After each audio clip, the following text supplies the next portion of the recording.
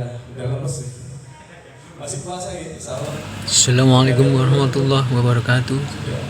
Sobat hijrah sekalian, pada kali ini tim Hijrah Bersatu Solo berkunjung ke Seruan Kabupaten Semarang untuk menghadiri acara dari sahabat peduli hijrah Solo Tigo yang pada hari ini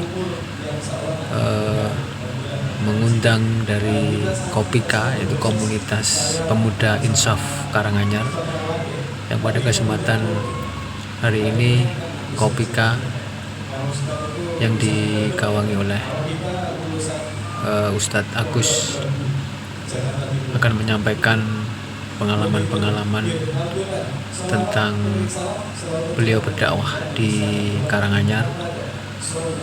Tentunya dakwah ini tidak mainstream, jadi Ustadz Agus ini menghimpun anak-anak pang, anak-anak jalanan untuk berhijrah, untuk kembali kepada agama Islam, untuk kembali di jalan yang benar.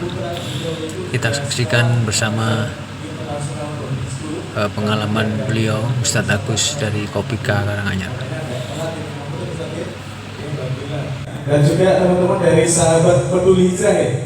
Alhamdulillah, terima kasih kehadirannya ya.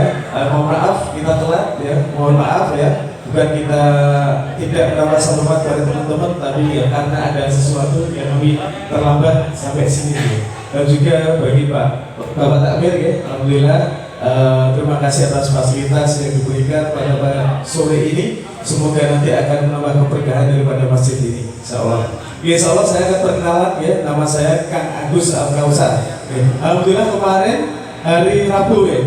Hari Rabu kemarin kita alhamdulillah diundang di UNES juga. Universitas Semarang, Negeri Semarang, kita juga sering-sering juga di situ. Acara bukber juga ya. Kemarin kita juga sama tim ke UNES. Sering-sering ya. Alhamdulillah, nanti saya akan menjelaskan apa itu perjalanan hijrah dari kawan saya ini, Kang Marwan Irawan ya. Ya alhamdulillah, saya anak 3 baru semua ini berarti ibunya tahu ya. Ya alhamdulillah baru semua dan kerja di 2 instansi tadi di Al-Azhar International Boarding School sama di Omah Kliji sebagai manajer, insyaallah seperti itu. Oke.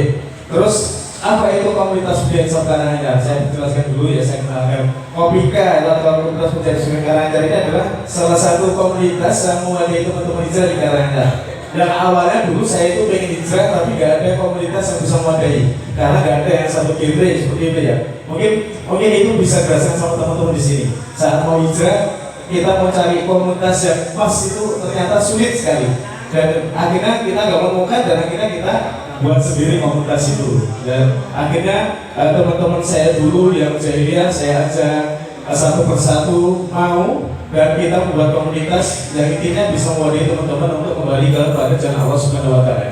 Ya, karena kita lihat banyak sekali teman-teman saya itu ada yang di penjara beberapa tahun, ya, itu di dalam penjara itu hafal sampai 5 juz, 10 juz. Tapi setelah keluar dari penjara 2 minggu atau 1 bulan masuk lagi, seperti itu ya. Jadi memang komunitas ini sangat kita butuhkan sekali untuk bisa mewadahi teman-teman itu istiqomah, seperti itu ya. Terus kita juga punya program-program di komunitas kami ini, yaitu salah satunya di hari Minggu itu ada namanya kegiatan Bir Mizon. Bir Mizon itu bukan bir campur mizon, tapi belajar Iqra Minggu Zoten ya. Jadi teman-teman itu setelah hijrah kita ajari teman-teman untuk belajar Iqra Minggu Zoten. Jadi teman-teman itu kita ajari Iqra dulu ya, itu setiap minggu sore. Dan setiap minggu pagi ya, minggu pagi itu ada kita bikin subuhan Karanganyar. Nah itu salah satunya itu menghidupkan sholat subuh seperti sholat Jumat. Karena apa? Karena setelah kita safar ke berapa 240 masjid yang kita datangi misalnya, itu jamaah pemuda ya itu hanya 10% sampai 15% aja. Itu yang pemuda. Ya, itu yang lainnya udah bapak-bapak semua. Makanya kita ingin menyemangati teman-teman yang masih muda-muda ini untuk bisa meramaikan masjid dengan media motor. Ya, dengan media motor kita ke titik kumpul jam 3 lalu kita ready bareng-bareng, kita menuju tempat masjid yang kita datangi agar bertambah jamaahnya dan orang-orang situ termotivasi seperti itu. Dan itu ada di Ahad namanya Bedu Subhan katanya. Terus setelah hari Selasa kita juga ada agenda namanya Masbur Maus Quran Sesarangan Malam Rebu. Ya ini penting sekali teman-teman kita. Karena apa? Karena setelah hijrah teman-teman ini kan jadi ormas. Jadi ormas itu orang masjid. Jadi kan fanatik ke masjid. Jadi saat ada selalu ke masjid. Terus sholat 5 waktu ke masjid, ngaji juga. Dan ini membuat orang tua kita atau tetangga kita itu curiga ini punya ngaji apa ini? Mas Agus ini ngaji apa? Ini si Ali ngaji apa? Kok sekarang kok rajin sekali ke masjid? Bahkan kita itu kalau di masjid itu ya sempat dicurigai seperti itu. Ya inilah di Mas Bro Sekarang Malam Rebu ini kita teman-teman itu kita adakan di rumahnya teman-teman. Jadi muter dari rumah ke rumah. Tujuannya adalah untuk memperkenalkan komunitas kita ke orang tuanya, agar orang tuanya itu tahu, oh ternyata ngajiannya seperti ini. Dan juga kita harapkan tetangga juga terus warga di situ juga mau datang, ya terus mau datang dan juga komunitas itu juga tahu kegiatan kita seperti apa. Ya karena setelah hijrah itu kita dicurigai, bahkan orang tua kita, ya ini benar ini, nggak khawatir kalau kita itu pulang mabuk daripada kita itu mabuk agama, benar nggak? Iya benar. Dulu kita pulang dalam keadaan mabuk gak sadar itu udah biasa. Paling sesok mari. Tapi kalau saat mabuk agama, ini yang dikhawatirkan sama orang tua kita. Makanya di hari Selasa ini, Mas Bro, Mas Bro sama Ibu ini, itu adalah ajang untuk ta'aruf, memperkenalkan. Oh ini kegiatan kita seperti itu. Terus hari Rabu kita ada ngaji di Taman Pancasila ya. Ya kita punya 2 mobil mobil operasional dakwah yang kita upgrade semua. Ya hari ini kita support di Sukoharjo Mas Quran. Jadi kita support 200 box di sini di Sukoharjo ada agenda Mas Quran di jalanan dan kita hari ini support ke sana juga. Jadi teman-teman nggak bisa banyak datang ke sini karena support ke sana. Dan di hari Rabu ini teman-teman ngaji di Taman Pancasila, kita bawa tikar, bawa meja, bawa Quran, bawa sound. Ya intinya kita mengajak ya tukang parkir, para pedagang, preman setempat, bahkan anak-anaknya pedagang itu kita ajak ngaji semuanya. Begitu. Target kita yaitu orang-orang di sekitar Taman Pancasila itu paling enggak bisa mengenal Al-Quran gitu aja. Jadi kita kajiannya itu baca Iqra bareng-bareng atau belajar baca Quran seperti itu. Itu setiap hari Rabu kita beri wedangan, nanti juga ada snack-snacknya seperti itu. Dan juga hari Kamis kita ada kajian juga namanya Santri Trotoar Indonesia, atau di komunitas kita namakan chapter Muslimah Indonesia. Itu chapter kita ya, kita ada program Santri Trotoar Indonesia. Kita ngaji di Banjo 413. Di samping Banjo itu kita sama gelar tikar, kita bawa lampu, kita bawa sound. Nah intinya anak-anak di 413 itu anak-anak PAM. Di 413 kita ajari ngaji semua. Ya. Ini ikut 2 orang ya, yang lain juga ada kegiatan di sana juga. Ya karena apa? Karena mereka ini dipandang sebelah mata sama banyak orang, begitu ya. Jadi mereka ini dianggap sama masyarakat, juga orang yang berguna, ya, seperti itu. Terus dianggap ya seperti itulah pandangan orang lain. Makanya kita itu ingin membuktikan kepada orang-orang bahwa kita itu juga bisa jadi baik, gitulah. Kita itu bisa menjadi baik. Oke, kamu judge kita seperti ini, tapi dengan suatu saat nanti pasti kita akan berubah menjadi lebih baik. Jadi kita setiap hari Kamis itu kita ngaji di situ, yaitu merangkul teman-teman itu bisa belajar Al-Quran, sholat, tata cara wudhu, bahkan tata cara mandi, junub seperti apa ya. Nah ini kita ajarkan ke teman-teman ini agar ilmu itu bisa masuk kepada teman-teman ini dan paling nggak paham lah. Hukumnya toharo, hukumnya nanti itu mandi junub seperti apa seperti. Terus juga setiap Kamis malamnya ada agenda Al-Gujub, Al-Kafi Gotu malam Jumat yang ada di markas kita di Jaten. Markas ini adalah wakaf pakai yang dulu pernah sharing hijrah di sini, Ustaz. Dulu kita pernah sharing hijrah di sini dengan Mas Hanin ya. Mas Hanin ini mantan Badar Sabu-Sabu, dulu lolos berbekan 2 kilo sabu-sabu itu kan. Alhamdulillah rumahnya itu diwakafkan untuk markas kita. Dan kemarin juga kita ke Semarang bareng, kita sharing hijrah di sana juga bareng. Ya. Jadi di Semarang ini kita ada beberapa teman ya, salah satunya Mas Pantang itu dari Cak Hijrah Semarang ya. Itu juga ada di sana. Terus ada beberapa di Boyolali ini ada komunitas pemuda hijrah Boyolali. Terus juga bagian sebelum Boyolali juga Sofigo. Jadi setiap Kamis kita ada Al-Gojo, Al-Kafi Goto malam Jumat di markas kita. Terus di setiap Jumat kita ada sinau bareng Jumat berwingar kopi. Terus setiap malam Ahad kita juga ada sedekah kopi gratis ya. Jadi kita ini punya 2 mobil, satu mobil layanan hijrah, satu mobil layanan kopi gratis. Jadi nanti suatu saat bila nanti ada tablik akbar mungkin dari sahabat peduli hijrah bisa mengundang kita ke Semarang untuk support kopi. Ya kita akan siapkan kopi berapapun, insya Allah kita siap ya untuk bisa menyambung silaturahmi ini, bisa saling menguatkan. Nanti teman-teman bisa kenang-kenangannya, kita bisa ke Semarang. Harapannya seperti itu. Nah, setiap malam Ahad itu kita ada sedekah kopi yang kita beri tagline kopi ngaji ya, seperti itu. Jadi memang kita sedekahkan kopi itu gratis setiap malam Ahad. Terus setiap Ahad seperti itu. Dan juga kita ada kopi ke Ahmad juga ya. Seperti itu. Jadi emang banyak sekali agenda kita dari Senin sampai Senin. Itu karena apa? Karena biar bisa merubah habit teman-teman ini yang dulu maksiat jadi taat, yang dulunya apa itu gak karuan jadi istiqomah, seperti itu. Jadi Senin dari Senin ini kita adakan biar teman-teman itu memilih agar apa? Agar tidak memberatkan. Saya pilih hanya Senin aja mas, saya pilih yang Selasa aja mas, saya pilih yang Kamis saja. Makanya kita tidak melarang teman-teman untuk apa ya? Tidak hadir setiap hari, tapi paling enggak dalam satu minggu itu ada 1 hari yang harus dipilih untuk bisa istiqomah. Seperti itu. Dan nanti insya Allah nanti akan ada sharing hijrah dan ini Ustadz Marwan ya. Ini Kang Marwan.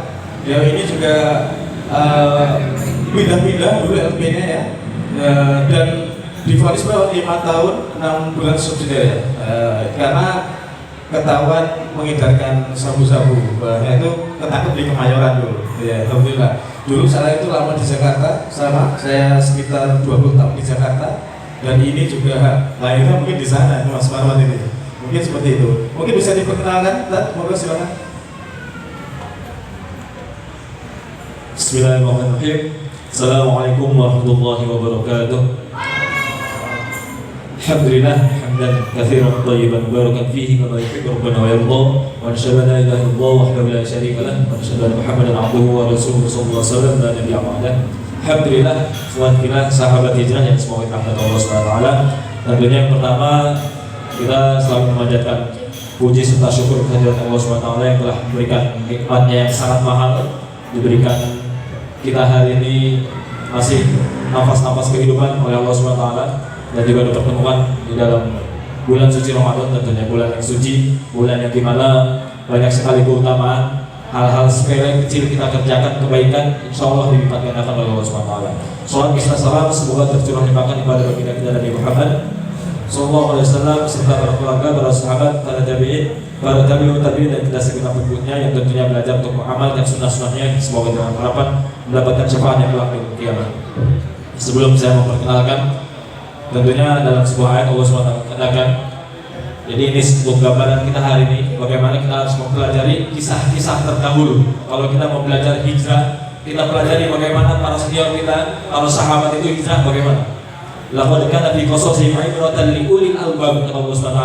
Dan sungguh di dalam kisah-kisah terdahulu ini terdapat pelajaran bagi orang-orang yang mau mengambil pelajaran, orang-orang yang mau mempelajari hal tersebut dengan menggunakan akal sehat. Maka hadisan yuftaro, kata Allah SWT, ini kisah bukan seperti novel yang dibuat-buat. Jadi ada 2 poin di sana. Lagi tertikal lagi baina yadayhi wa tafsila kulli syai'in wa hudan wa rahmah. Jadi tatkala kita mempelajari kisah-kisah terdahulu ini, ada 2 poin yang akan kita dapatkan. Yang pertama yang ini petunjuk, yang kedua rahmat. Jadi kalau kita hari ini sok-sokan bermaksiat, zaman dulu para senior sudah ada. Jadi maksiat-maksiat terdahulu sifat-sifatnya sama persis dengan kita yang kita lakukan hari ini. Cuma sarananya aja yang beda. Jadi mungkin kalau zaman dulu suatu hal yang memalukan ada di zaman dulu, zaman Nabi SAW ada. Hal-hal yang seperti kita lakukan sekarang, prostitusi segala itu zaman Nabi ada. Dan hebatnya mereka ini hijrah. dan hijrah ini totalitas. Ini yang harus kita pelajari hari ini. Bagaimana 300 orang berbondong-bondong bersama Nabi SAW, hijrah ikut Nabi SAW, mereka meninggalkan harta benda mereka. Jadi betul-betul totalitas, tidak peduli lagi apa yang sudah mereka dapatkan. Jadi 300 orang ini dikatakan penghuni masjid, emperan masjid. Ini bahkan Abu Hurairah, dia sampai bulang-balik di masjid, menyambulkan kakinya ke leher saking lapar. Jadi ifahnya ini juga dia menjaga kehormatan, tidak minta-minta. Jadi kalau Islam hari ini kita sering sekali minta-minta, padahal tidak ada ajaran dalam Islam itu minta-minta. Islam itu harus kaya, harus kreatif. Ini salah satunya luar biasa sekali. Abu Hurairah sampai kata, mereka orang-orang sekitar Mesir sampai katakan, dianggap Abu Hurairah ini gila. Kata dia, mungkin mereka menganggap saya ini gila. Bukan, saya ini tidak gila. Tapi karena memang lapar ini membuat saya setengah gila. Tapi dia tidak mau minta-minta. Bagaimana kita melihat, kita tahu orang yang paling sugih di antara para sahabat siapa? Abdurrahman bin Auf. Masya Allah, ini luar biasa sekali. Mereka ini nol dari nol semua, tinggal di masjid, di emperan masjid. Ahlus Sufah disebutnya. Tapi luar biasa sekali perjalanannya mereka. Sampai Abdurrahman bin Auf ini luar biasa sekali cerdas. Dia ini suatu ketika mendatangi satu pasar, di pasar unta di sana ini, dia mulai kolaborasi, mengajak kerjasama dengan pedagang unta. Dia katakan, wahai pedagang unta, saya ingin mengajak Anda kerjasama. Saya jualkan unta Anda, bagi saya untungnya tidak usah 2%. Cukup tadi unta saja. Dengan senang hati loh yang punya unta. Oh ya, kalau gitu silakan jualkan unta saya. Setelah untanya dijual, laku, dapat tali unta 1. Dijual lagi, dapat tali unta lagi 1. Sampai dalam sebuah riwayat dikatakan tali untanya ini sampai numpuk. Dan dari tumpukan tali unta itu dia jual dapat unta. Dan dari unta ini dia kembang biakan menjadi ratusan unta. Dan ratusan unta ini mulailah dia berkembang usahanya, sugih lagi. Nah ini cerdasnya hari ini kita harus mempelajari hijrah juga harus di di backup dengan kreativitas. Kalau hari ini kita cuma hijrah tapi dana juga masih cari donatur, kadang-kadang rumit. Faktanya memang seperti itu. Kita kadang-kadang tergantung donatur. Kita mau gerak mau bergerak kayak acara semacam acara kayak gini, sharing hijrah dan lain sebagainya, baksos, bakti sosial. Itu kadang-kadang kita nunggu donatur dulu, bikin flyer sebagusnya, baru kita share, nunggu donatur uang masuk, baru kita jalan. Harusnya kita tuh harus kreatif. Islam itu tidak mengajarkan minta-minta, harus kreatif. Ini makanya saya kalau baca kitab-kitab sejarah ini luar biasa sekali. Jadi salah satu sahabat juga yang luar biasa sekali, dakwahnya ini luar biasa. Jadi Abi Dzar Al-Ghifari dia datang menemui Nabi SAW mencari-cari di Mekah. Jadi karena mencari Nabi SAW itu tidak mudah. Setiap orang yang mencari Nabi SAW dikebukin, digulung. Karena situasi masih danger waktu itu. Jadi Islam masih belum dikenal, musuh-musuh Islam masih banyak. Jadi Abi Dzar Al-Ghifari ini mencari Nabi SAW berhari-hari ya, sampai nggak makan karena nggak ada sanak saudara, cuma minum air Zam-Zam. Tapi